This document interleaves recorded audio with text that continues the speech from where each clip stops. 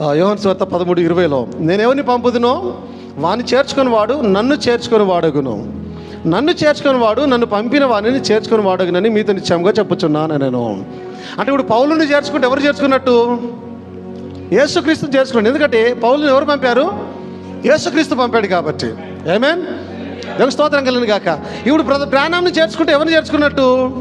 యేసుక్రీస్తుని చేర్చుకున్నట్టు. ఎందుకంటే బ్రదర్ బ్రానమ్ని పంపింది ఎవరు? యేసుక్రీస్తు కాబట్టి. ఇది దేని మీద బేస్తో చెప్తున్నాం? అబ్సల్యూట్గా దేవుని యొక్క వాక్యం మీద ఆధారపడి చెప్తున్నాం దీన్ని.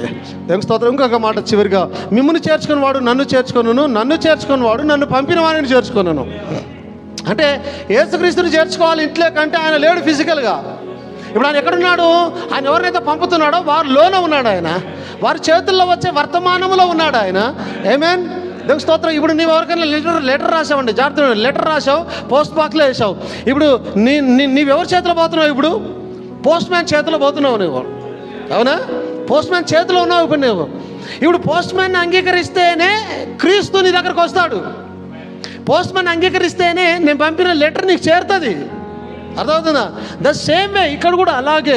ఎప్పుడైతే క్రీస్తుని అంగీకరించాలంటే ఆయన ఎవరైతే పంపిస్తున్నాడో వారిని అంగీకరించాలి. That's it. ఎందుకంటే క్రీస్తు ఫిజికల్గా లేడు, ఆయన స్పిరిచువల్గా వారిలో ఉన్నాడు కాబట్టి వారిని అంగీకరిస్తే క్రీస్తుని అంగీకరించినట్టే. అందుకే బ్రదర్ బ్రానమ్ అన్నాడు, ఆయన ప్రవక్తకి ఎవరో ఒక కోటు, ఇద్దరికి ప్రవక్తకు ఆయన సోదరికి ఒక్కొక్క సూటుని తీసుకొని ఇస్తే బ్రదర్ బ్రానమ్ అన్నాడు, మీరు మా ఇద్దరికి ఒక్కొక్క సూట్ ఇవ్వలేదు కానీ యేసుక్రీస్తుకు 2 సూట్లు ఇచ్చారు అన్నారు. వాళ్ళు అబ్సల్యూట్గా ప్రవక్తను అంగీకరిస్తే ఏం జరుగుతుంది? ఆయన పంపించిన వారిని అంగీకరించినట్టే. మత్తయి సువార్త 10:41 చూడండి. ప్రవక్త అని ప్రవక్తను చేర్చుకొని వాడు ప్రవక్త ఫలము పొందును. ఏమని?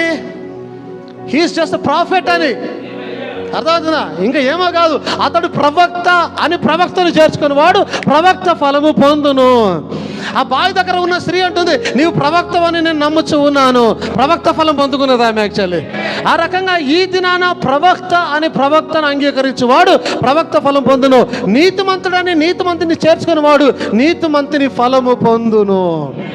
అందుకే ఆయన అంటాడు, ఈ చిన్న వాటిలో ఎవడైనా సరే వీరు నా బిడ్డలని చిన్న గ్లాసుడు మంచినీళ్ళు ఇస్తే వారి ఫలం కోల్పోరని చెప్పాడు ఆయన. మీకు అర్థమవుతుంది వాక్యం? దేవుని స్తోత్రం కలిగిన కాక. It's very clear. దేవుని మహిమ కలిగిన కాక. ఈ మాట ఎప్పుడు చెప్తున్నాడు తెలుసా? మిమ్మును చేర్చుకొని వాడు నన్ను చేర్చుకొనును, నన్ను చేర్చుకొని వాడు నన్ను పంపిన వారిని చేర్చుకొనును. దాని కింద ఈ మాట చెప్తున్నాడు, ప్రవక్తను చేర్చుకుని వాడు ప్రవక్త ఫలం పొందును.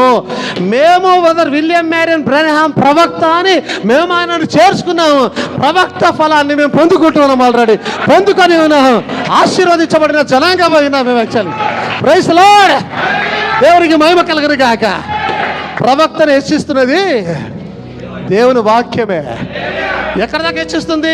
దేవునితో సమానంగా హెచ్చించుకుంటుంది. అది ఎందుకు హెచ్చిస్తుంది? ప్రవక్తలో దేవుడు ఉన్నాడు కాబట్టి, ప్రవక్తల ఎందుకు దేవుని వాక్యం వస్తున్నది కాబట్టి, ప్రవక్తల ద్వారా దేవుడు మాట్లాడుచు ఉన్నాడు కాబట్టి. Praise Lord. దేవుని మహిమ కలుగును గాక.